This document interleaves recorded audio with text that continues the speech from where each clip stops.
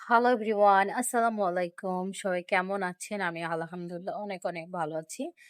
অনেকদিন পর আজকে আমি রান্না করে যাচ্ছি। সত্যি কথা বলতে আমি দীর্ঘ ধরেন ৩ মাস ৪ মাস ধরে একদমই টোটালি রান্না করা বন্ধ হয়ে গেছে। একদমই রান্নাঘরে যাই না। সেজন্য ওরকমভাবে ভিডিও-টিডিও করিও না। আর একটু ব্যস্ত আছি এজন্য। তো আমি আজকে ডিম বিরিয়ানি করব। ডিমগুলা ফার্স্টে ভেজে রেখে দিচ্ছি। আজকে ডিমগুলা কেন জানি ছিলা যায়নি। কেমন যেন হয়েছে। সিদ্ধ কিন্তু ভালোই দিয়েছি। ডিমগুলা কেন যেন সাদা ডিমগুলা একটু কেমন যেন সিদ্ধ হতে চায় না। সবসময় এরকম হয়ে যায়। তার সাথে কড়াইতে তেল দিয়ে আলুগুলা একটু ভাজতেছি। আর খুলনাতে এত পরিমাণ গরম পড়ছে বলার বাইরে। বিচ্ছিরি একটা গরম পড়ছে। এই গরমে কোথাও যাওয়া যাচ্ছে না। কিচ্ছু করা যাচ্ছে না। কোনো কিছু খেয়েও মজা লাগতেছে না। বাদামগুলা ভিজায় রাখা ছিল। তো এখন এটা বেটে দিয়েছিল মামুনি। তার সাথে আমি আলুগুলা ভেজে একটু রেখে দিয়েছি। তার সাথে অনেক তেল ছিল। আর একটু তেল দিয়ে এখন আমি পেঁয়াজটা বেরেস্তা করতেছি। এর মধ্যে পেঁয়াজটা বেরেস্তা করি চুলার কাছে থাকলে একদমই পড়ে না। আপনার যখন একটু সরে যায় সাথে সাথ লেগে যায়। হালকা পুড়ছে ওরকমভাবে হয়নি। তার মধ্যে আমি পানি দিয়ে মশলাপাতি দিয়ে দিয়েছি। এজন্য কালারটা কালো কালো লাগতেছে। এখানে দিয়েছি একটু মরিচের গুঁড়া, জিরার গুঁড়া, ধনিয়ার গুঁড়া। তার সাথে আমার শাশুড়ির স্পেশাল একটা মশলা আছে ওটাও দিয়েছি। আদা বাটা, রসুন বাটা, টক দই দিয়ে দিলাম। টক দই একটু বেশি করেই দিয়েছি। এখন দেখেন নিচে লেগে যাচ্ছিল। কেন জানি না চুলার কাছে আমি যখন থাকি তখন কিছুই হয় না। আর যখনই আমি সরে যাব তখনই সাথে সাথে পুড়ে যাবে।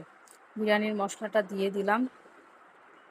এর আগেও আমি ২-৩ বার রান্না করেছি ডিমের বিরিয়ানি। ডিমের বিরিয়ানি আমার কাছে খুবই মজা লাগে। তো আজকে একটু রান্না করলাম। দেখি কেমন হয়। তার মধ্যে পেঁয়াজটা পুড়ে কালারটা একটু অন্যরকম লাগছে। কিন্তু ভিডিওতে একটু বেশি বোঝা যাচ্ছে এরকম কালারটা, কিন্তু অতটা পড়েনি, হালকাই পড়ছে। এখন আমি আলু আর ডিম দিয়ে দিলাম। ভালো করে একটু কষায় নিচে যাতে না লেগে যায়, হালকা চুলার আঁচ দিয়ে দিয়েছি।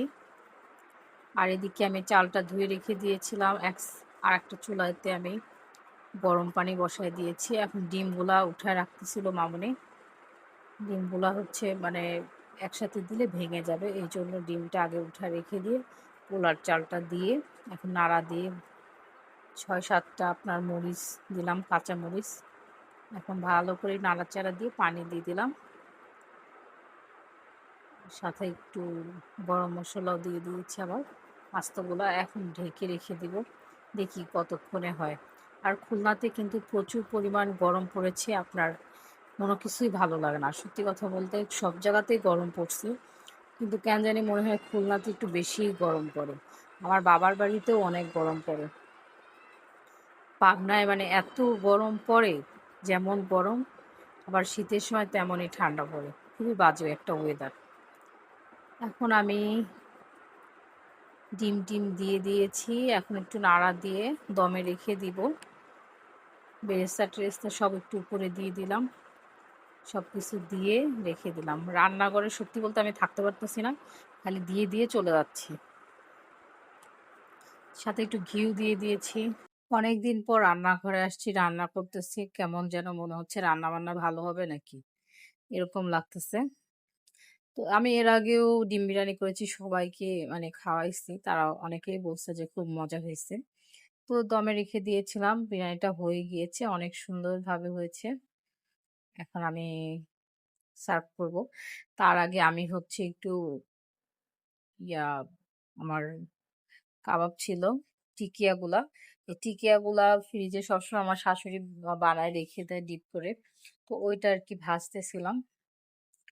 আমি একটু তেল হালকা গরম হয়ে দিচ্ছিলাম, কারণ বেশি গরম হয়ে দিলে ছিটা আমার অসহ্য লাগে। তারপর ভাজাভাজি শেষ করে একটু বসে গল্প টল্প করে এই যে আমার হয়ে গেছে বিরিয়ানি। মাশাআল্লাহ অনেক সুন্দর হয়েছে। সবাই খেয়েও বলছে অনেক মজা হয়েছে, খুবই মজা লাগছে। সাথে ছিল আমাদের পেঁয়াজ মরিচ ভর্তা আর টিকিয়া ডিম বিরিয়ানি। এটাই আজকে আমাদের দুপুরের খাবার। সবাই ভালো থাকবেন। নেক্সট ভিডিও দেখার জন্য লাইক করবেন। আল্লাহ হাফেজ।